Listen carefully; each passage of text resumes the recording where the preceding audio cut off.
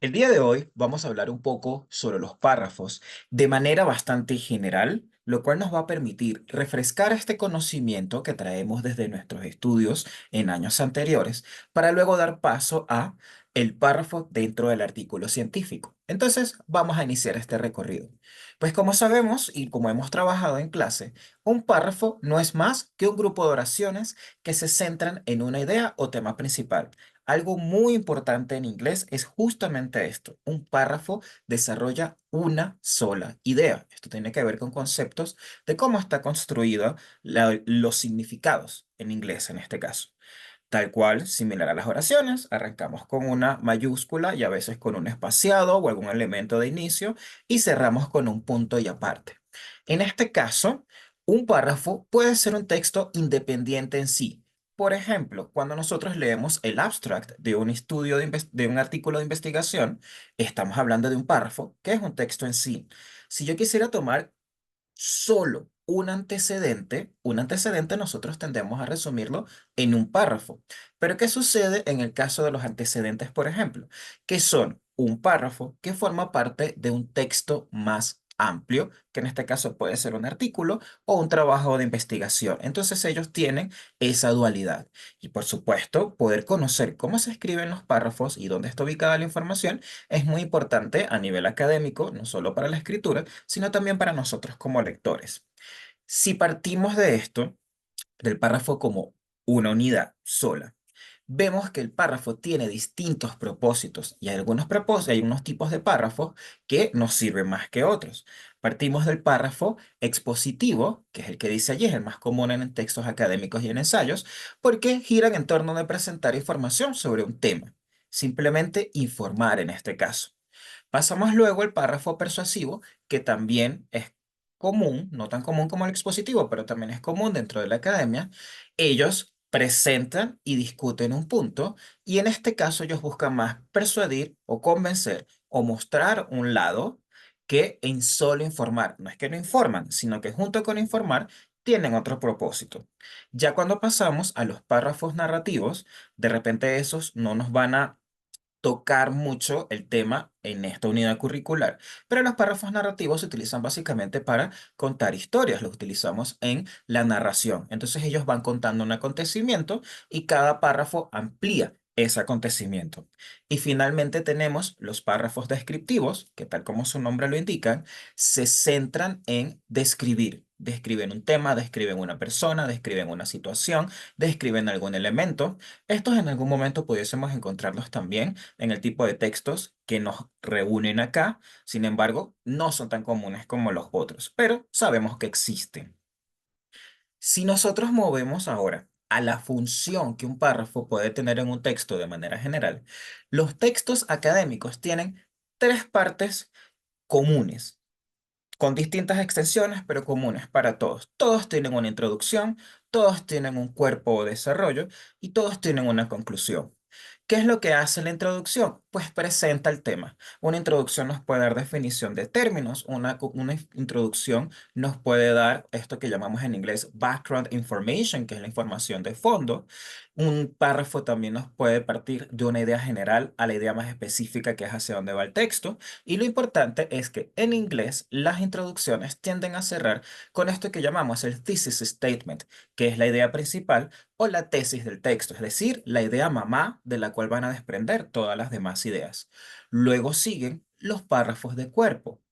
Cada párrafo de cuerpo, como ya si unimos lo anterior, cada párrafo va a desarrollar un tema o una parte de la información.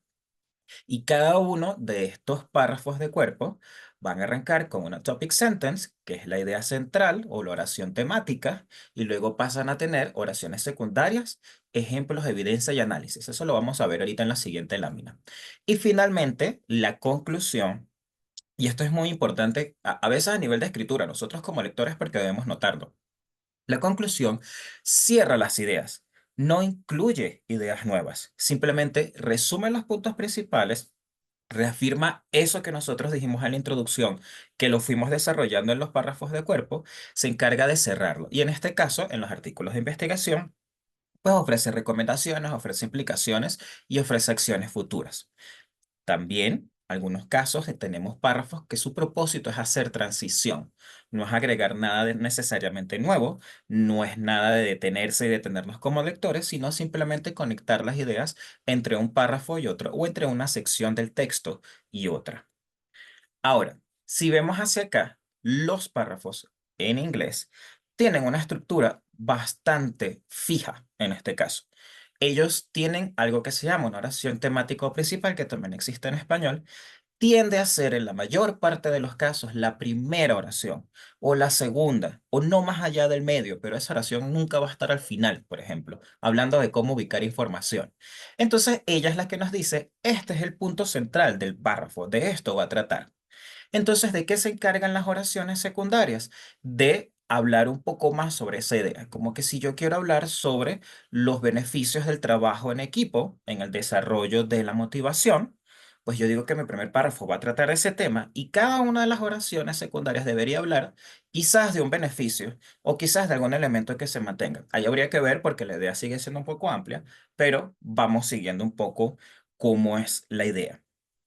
Adicional, las ideas secundarias, las oraciones secundarias también incluyen estas oraciones que proveen evidencia.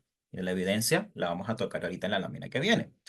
Y finalmente el párrafo tiene una oración de cierre que cierra, refuerza la idea principal que yo acabo de mencionar al inicio de mi párrafo y que me ayuda a conectar con el párrafo siguiente. Por eso es que en algunos tipos de texto en inglés, sobre todo cuando nosotros hablamos de ensayos, si yo entiendo mi primera oración y yo entiendo la última oración, lo del medio se me hace mucho más sencillo, porque la primera oración me presenta qué es lo que voy a decir, la última oración me cierra y me resume las ideas, lo del medio lo que hace es desarrollar lo que ellas dos cumplen según su función. Entonces, eso nos facilita un poco la lectura. Cuando nosotros hablamos de la evidencia, a veces nosotros pensamos, bueno, es que evidencia es solo un estudio, o evidencia es simplemente estadística, o evidencia es solo una cita. Y sí, solo que tenemos que estar conscientes que la evidencia tiene múltiples opciones dentro de la escritura y la lectura académica. Nuestra base siempre va a ser la que nos viene primero a la mente, son las citas textuales de fuentes confiables. Por lo general son textos académicos en este caso. No que los demás no se puedan, pero es lo que más nos vamos a encontrar. Luego también tenemos resúmenes que nosotros podemos hacer de la información, paráfrasis que nosotros podemos hacer de la información o de otro tipo de fuentes también que no sea una cita directa, sino una cita indirecta, pero que también nos ayuda a proveer evidencia de lo que estamos diciendo. También tenemos datos cualitativos o cuantitativos, si estamos hablando de una investigación, es decir, datos de una entrevista, datos de un cuestionario, datos de un análisis estadístico, por ejemplo. Y luego tenemos ejemplos descriptivos que quizás, bueno, no son tan comunes para nosotros en el área científica, pero sí funcionan. Y lo que sí funciona mucho es lo que dice al final, experiencias de primera mano. A veces cuando hacemos investigación en el área de educación, una parte de nuestra evidencia viene de la experiencia misma nuestra, de nuestro contexto o de algún colega. Ahora, haciendo este paseo, vamos a pasar a un elemento práctico. Allí tenemos un párrafo que tiene que ver con la lectura y cómo la lectura puede mejorar las habilidades de escritura y el vocabulario en una persona. En este momento, yo te invito a que pauses el video para que puedas analizar el párrafo tomando en cuenta todo lo que hemos visto en clase hasta ahora, para que entiendas el contenido que ahí está siendo desarrollado. ¿Ok? Una vez hecho esto, ahora podemos proceder a ver un poco, analizar el párrafo. Fíjense que yo les dejo allí la primera oración, que es la idea temática de ese párrafo, y la última oración, que es la oración de cierre del párrafo.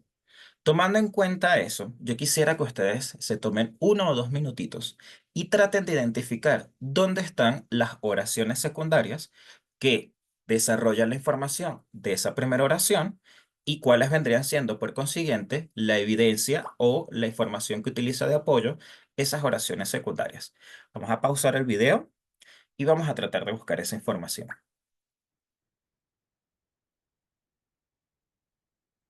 ¿Ok?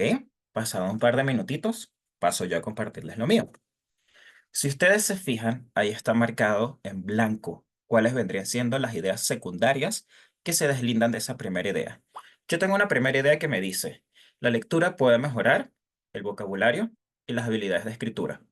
Mi primera oración secundaria me dice, que la lectura expone a la persona a una variedad de palabras y expresiones que no pueden ser encontradas o que por lo general no se encuentran en el habla del día a día o en la escritura. ¿Qué me está dando a entender eso? Me está ayudando a tener nuevo vocabulario. Por eso es que su evidencia es que dice, bueno, al encontrar nuevas palabras en contexto, podemos inferir su significado y uso y expandir nuestro vocabulario. Una va con la otra y a la par desarrollan esta idea principal. Y tenemos como segunda oración secundaria esto que dice, la lectura también nos expone a distintos estilos y géneros de escritura, como el género académico, como el género literario, como el género periodístico.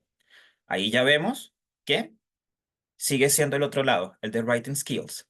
Y luego nos explica, al analizar cómo los diferentes escritores utilizan el lenguaje para poder expresar sus ideas y emociones, nosotros podemos y mejorar nuestras propias habilidades y desarrollar nuestra propia voz. Ahí está. ¿Qué tenemos entonces en el párrafo? Una oración principal, la temática que va en negro. Tenemos oraciones secundarias que están marcadas en blanco como las ideas principales y las otras como su evidencia.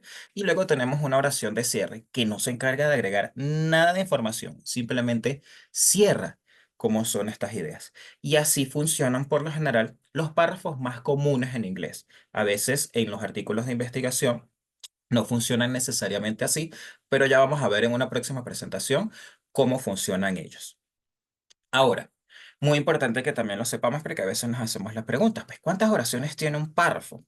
Un párrafo por lo general contiene entre 3 y 5 oraciones, pero, como lo dice allí mismo la nota, hay que tener cuidado porque eso depende mucho del tipo de texto, también depende mucho del tipo de autor. En el caso de la escritura de textos científicos o artículos, ustedes se van a dar cuenta que hay muchos párrafos que contienen más bien entre 5 y 6. Hay algunos que llegan a contener hasta 8, llegan a contener hasta 9. Entonces, lo mínimo es que deban tener 3, pero los artículos tienden a estar más bien hacia el límite superior, ¿ok? Tienden a tener 4, tienden a tener 5 por el tipo de texto que son y por la forma. Si yo a cada información que voy dando le tengo que ir presentando su evidencia, pues voy alargando porque voy necesitando más oraciones, por ejemplo, en este caso. ¿Y cómo se conectan las ideas en los párrafos? Y esto lo hablamos quizás en nuestra última sesión porque vino la consulta. Estamos hablando de conectores. El inglés tiene conectores, conectores que tienen funciones. Algunos nos sirven para añadir información, algunos nos sirven para hacer concesiones, algunos para hacer contraste, algunos para hacer comparación, algunos para hacer causa y efecto, algunos para hacer énfasis, algunos para volver a restablecer o volver a presentar la información que nosotros tenemos. Ellos tienen propósitos específicos en inglés y así a veces nosotros no sepamos necesariamente qué es lo que dice el texto que sigue. Yo ya sé que, por ejemplo, si me aparece however me va a decir sin embargo. Ojo, algo me está diciendo sin embargo. ¿Me está haciendo un contraste o me está echando para atrás parte de la información o me está haciendo un llamado de que yo tenga en cuenta esto? Si yo encuentro, por ejemplo, un conector como consequently, yo ya sé que, por ejemplo, lo que me va a decir es en consecuencia, lo que sigue es una consecuencia de la información que yo vengo de decir. Si yo me encuentro, por ejemplo, un conector que diga in other words, en otras palabras, yo voy a encontrar que lo que sigue luego de in other words es básicamente la misma información que se viene a decir en la oración anterior o en el extracto anterior, solo que va a estar presentado en palabras más sencillas. Es decir, si yo no entendí lo que está antes, pero entiendo eso que está puesto allí en other words, ya yo sé cuál es la idea que viene a venir. Entonces, de allí la importancia que nosotros podamos poco a poco conocer estos conectores o transition signals en inglés. Yo les voy a dejar esta hojita aparte para que la puedan ver un poquito más grande, al igual que el texto, porque en este caso el texto está en vertical.